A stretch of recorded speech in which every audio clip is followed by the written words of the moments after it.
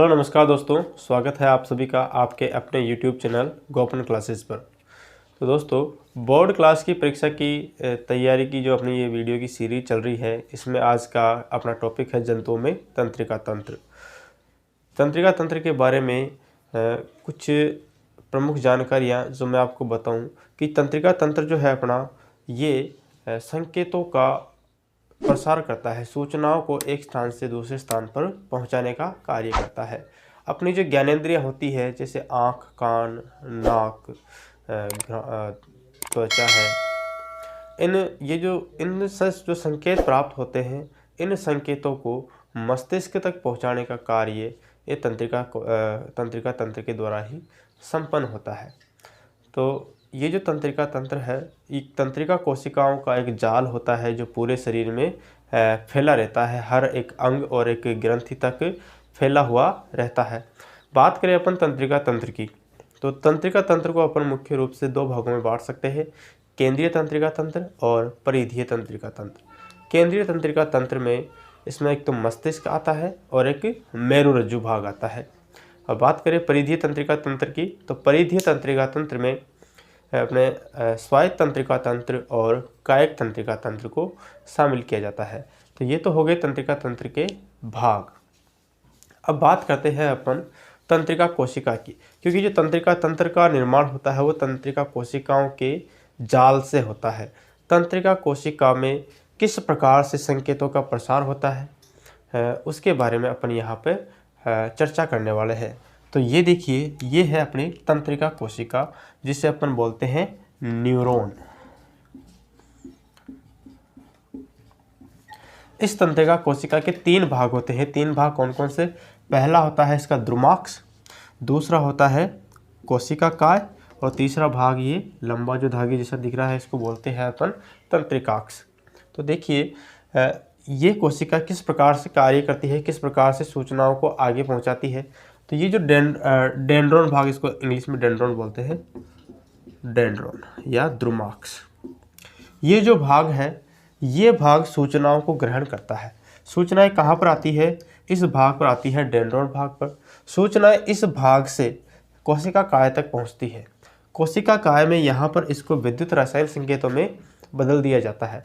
ये जो भी संकेत प्राप्त किए जाते हैं, उनको यहाँ पर विद्युत रासायनिक संकेतों में बदल दिया जाता है, और विद्युत रासायनिक संकेतों के रूप में इसको तंत्रिकाक्ष के यहाँ से आगे भेजा जाता है। ये संकेत यहाँ से तंत्रिकाक्ष से होते हुए तंत्रिकाक्ष के अंतिम सिरे तक पहुँचते हैं। इस तंत्रिकाक्ष के अंतिम सिरे को बोलते हैं अपन सिनेप्स। ये जो सिनेप्स है, ये आगे की तंत्रिका कोशिका से, अगली तंत्रिका कोशिका से या किसी अंग या ग्रंथि से जुड़े हुए रहते हैं। इन सिनेप्स के बीच में एक रिक्त स्थान पाया जाता है। उस रिक्त स्थान को बोलते हैं अपन सिनेप्टिक दरार। दो तंत्रिका कोशिकाओं के बीच में जो खाली स्थान होता है, डेंड्रॉन और सिनेप्स के बीच में, उससे अपन क्या बोलते हैं? सिनेप्टिक दरार बोलते हैं। ठीक है, समझ गए? ये जो सिनेप्टिक दरार है, यानी कि ये जो सिनेप्स भाग है, ये तंत्रिका आवेग यहाँ तक पहुँचा। यहाँ तक पहुँचते पहुँचते इसका जो वेग है या इसकी जो स्पीड है वो कम हो जाती है। यहाँ से कुछ ऐसे विशिष्ट रसायनों का स्रावण किया जाता है। ये रसायन क्या करते हैं? तंत्रिका आवेग को गति प्रदान करते हैं, और ये जो तंत्रिका आवेग है यहाँ से अगली तंत्रिका कोशिका के डेंड्रॉन भाग में संचारित हो जाता है, और वहाँ से फिर ये प्रक्रिया सेम ऐसे ही चलती है। ये जो फिर अंतिम भाग में, जैसे कोई अंग या ग्रंथि में जहाँ पे संकेत को पहुँचाना होता है, उस अंग या ग्रंथि में वहाँ पर संकेत को पहुँचा दिया जाता है। तो इस प्रकार से जो है ये तंत्रिका कोशिका संकेतों को पहुंचाने का कार्य करती है, एक स्थान से दूसरे स्थान तक।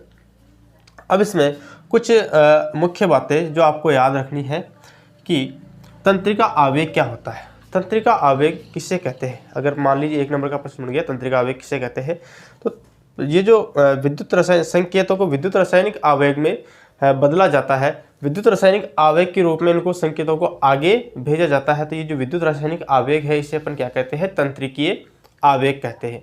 इस विद्युत रासायनिक आवेग को तंत्रिकीय आवेग कहा जाता है। इसके बाद में बात करते हैं सिनेप्स की। तो सिनेप्स जो है वो तंत्रिका कोशिका का या तंत्रिकाक्ष का अंतिम भाग है। अंतिम सिरे को अपन क्या कहते हैं? सिनेप्स कहते हैं। डेंड्रॉन भाग जो कोशिका काय के ऊपर जो धागे जैसी संरचनाएं अपने को दिखाई देती है, उस भाग को अपन क्या कहते हैं? डेंड्रॉन भाग कहते हैं। और कोशिका का मुख्य भाग जिसमें केंद्रक पाया जाता है उस भाग को अपन क्या कहते हैं, कोशिका काय या सेल बॉडी कहते हैं। तो ये यहाँ पर अपनी तंत्रिका कोशिका की एक संरचना, इस पे प्रश्न बन सकता है कि तंत्रिका कोशिका को नामांकित चित्र सहित समझाइए। ठीक है, तो यहाँ पर इसकी कार्यप्रणाली अपने को इसी के आधार पर समझनी है, चित्र के आधार पर। यहाँ से सूचना ग्रहण होती है, यहाँ पे विद्युत आवेग में बदलती है और विद्युत आवेग के रूप में वहाँ पे उसको संचारित किया जाता है। क्लियर है, यहाँ तक कोई दिक्कत नहीं है। इसके बाद में है अपने प्रतिवर्त क्रिया। तो देखिए प्रतिवर्त नाम से स्पष्ट है, प्रतिवर्त यानी कि कोई भी उद्दीपक और उस उद्दीपक के प्रति किया गया कार्य, कोई भी उद्दीपक और उस उद्दीपक के प्रति किया गया कार्य। समझते हैं इसे। जैसे उद्दीपक का मेरा मतलब यहाँ पे कोई भी बाह्य सूचना, जैसे अपन चल रहे हैं और चलते चलते पैर में कांटा चुभा, तो अचानक से पैर उस स्थान से ऊपर उठ जाता है। तो ये जो कांटे का चुभना है ये तो हुआ उद्दीपक, और पैर का ऊपर उठना यानी कि उस चुभने के प्रति, उस दर्द के प्रति मतलब वापस प्रतिक्रिया हुई, और उस प्रतिक्रिया के प्रति क्या हुआ, पैर जो है वो ऊपर उठा।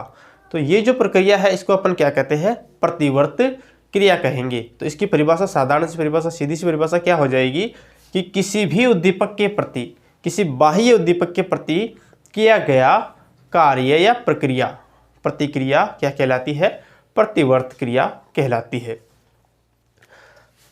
अब देखिए प्रतिवर्त क्रिया में प्रतिवर्त क्रिया कैसे संपन्न होती है इसको भी अपन समझते हैं। अपना जो तंत्रिका तंत्र होता है उसमें दो प्रकार की तंत्रिका कोशिकाएं पाई जाती है।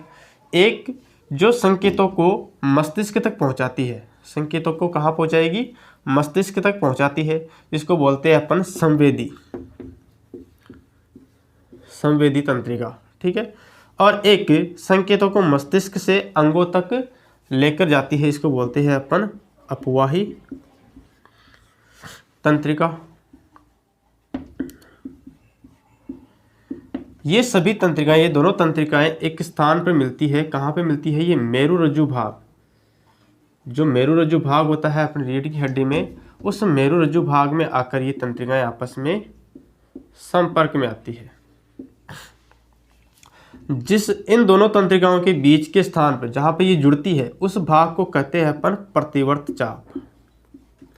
उस स्थान को अपन क्या कहते हैं, प्रतिवर्त चाप कहते हैं। ये तंत्रिकाएं, ये दोनों तंत्रिकाएं जैसे मान लीजिए किसी अंग तक पहुंच रही है, जैसे ये अपना हाथ,